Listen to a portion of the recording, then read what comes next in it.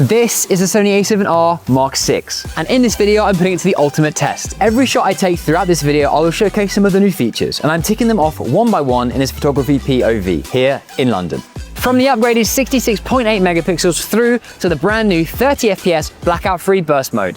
I'll be walking you through how I shoot each image and how this brand new camera performs outside of a studio. This is my starting point. Let's find out how the Sony A7R6 performs. Sharp Big Bend, there's a bit of light still coming through from the sunset. Nice grip, it's got a slightly new grip which feels great. Obviously the R6 sign is there. We've also got some new interesting details on the auto sign. I don't know why they put it on the auto, so that means you know without feeling you know what setting you're on. It should probably be on the M. We're going to go 70mm to see how the 66.8 megapixels are. I'm just going to shoot this, quickly get a shot. R is for resolution, so we have extra megapixels here, meaning we can crop in and still have a very high quality image. Here, I'm just cropping in and the details are still insane. This is to be expected with the Sony R series. The R6 shoots 30 frames per second blackout free. This is great for sports, wildlife, and buses. We're going to do 30 FPS. Blackout free, 1, 2, I just quickly wanted to show you guys the blackout free here as a basic example.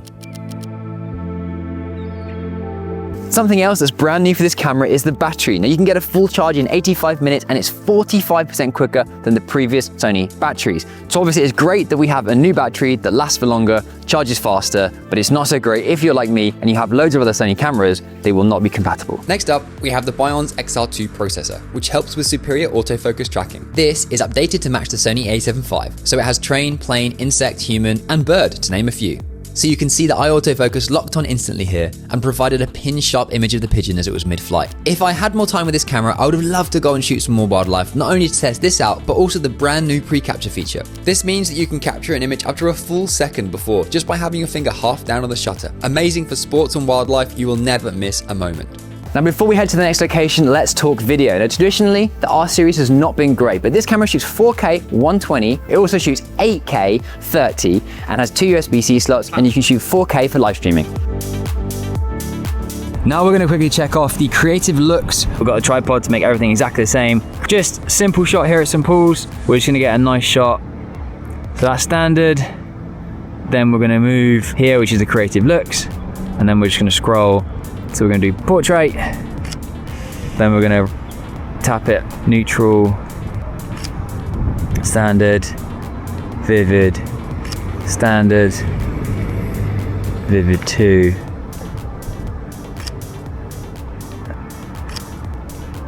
And I've got some greens in front because I wanted to see how it would affect different colors. Obviously blues in the sky, greens here. We'll have a bus for a few of them, but I haven't got time to wait around for 50 buses unfortunately, so we're gonna have to shoot and then move. And as you guys know, all of these are just, you know, unedited. They're all gonna be JPEGs, and it's gonna be exactly how it would look if you were to do this. Black and white looks pretty good. This just gives me Instagram 2016 vibes. The Sony A7R Mark VI also has a brighter EVF when you're shooting for your viewfinder, and Sony have told me it has new ringlets here on the outside, so there's even less noise when you're shooting video. They do not move at all.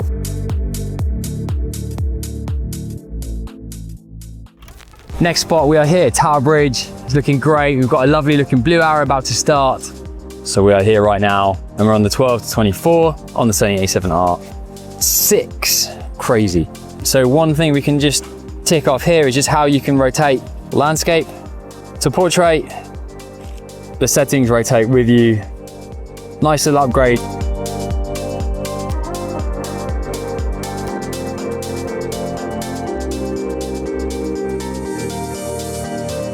So we've just arrived at the next spot. We've got a pretty cool viewpoint, Tower Bridge and the Shard. I'm going to test out the 2 new creative looks during Blue Hour, Film 3 and Vivid 2. So I'm going to get one shot quickly, standard, and then we're going to go through 2 of the new ones. A number of creative looks, as you already saw, but now we're going to test them during the Blue Hour.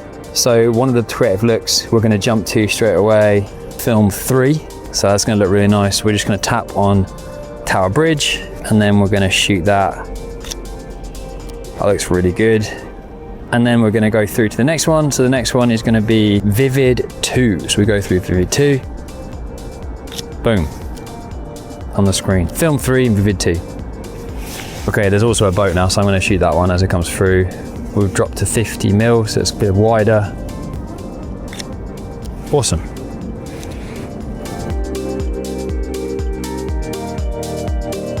The shard looking glorious. So we are at 70mm. Boom. That looks good. And if we want to get creative, we can just come down here, and here, which will look really nice. Just using that. A bit different. It's a nice shot there. So I do have other POVs on my channel if you haven't seen them already. And I often do POV challenges where things like creative frame, long exposures, we utilize all different types of photography. And I will try and do a challenge where I have to check all of them off in the video. So if you want to check out those after this one, they'll be on my page. Back end of Blue Hour. Now we're going to be testing out the dynamic range. I mean, it's great for like lifting the shadows during the day, and if you miss shoot when you don't shoot in the right exposure, the dynamic range will help you. However, obviously it's great for low light photography, so extra dynamic range on any Sony camera is amazing, and now we have that on the Sony A7R6. This is the frame, looks pretty nice. I'm gonna go high if there's a bus, and I'm gonna go low if there's a boat. So we have both angles covered, or we have both, I'll go in the middle. So we're around 12-14mm, I'm getting up high. We've got a really nice frame here. I'm doing a long exposure blur kind of vibe, handheld, using the IBIS in-body stabilization. Really great to have it upgraded. We'll wait for a bus to come this way.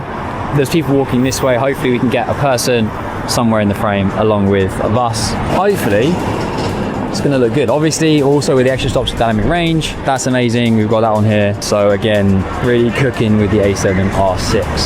And here comes a bus, so we're gonna do a handheld long exposure from up here, and you have to hold it very still. 3, 2, 1. Yeah, I like that. That's even got a person in it. I quite like that. We've cranked the ISO to 4000. We've got a boat coming through here, and we're gonna get a nice wide of the boat as it comes through at 12mm. As it's coming through, we're gonna get shots of the boat, which looks cool. And there's a bus, oh look at that, jeez! Timing couldn't have been better. So again, that's obviously testing out the dynamic range. We've now got 60 stops of dynamic range, which is amazing. Always somehow end up on Tower Bridge.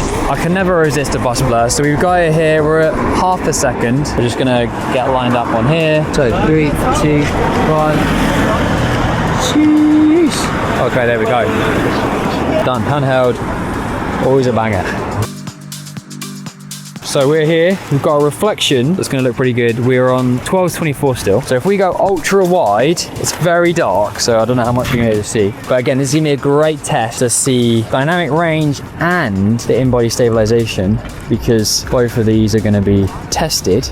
So the reflection is here. It looks really nice. We've got a nice leading line that also works with the kind of whatever it is, whatever it was. And then I'm gonna have to flip the screen out, which is another use. Now I know we had this on the previous model, but now having the flip screen is great. So it has the same flip screen as the Sony A7 IV and the Sony A1 Mark II. So if we get low, we've got a nice reflection of Tower Bridge there.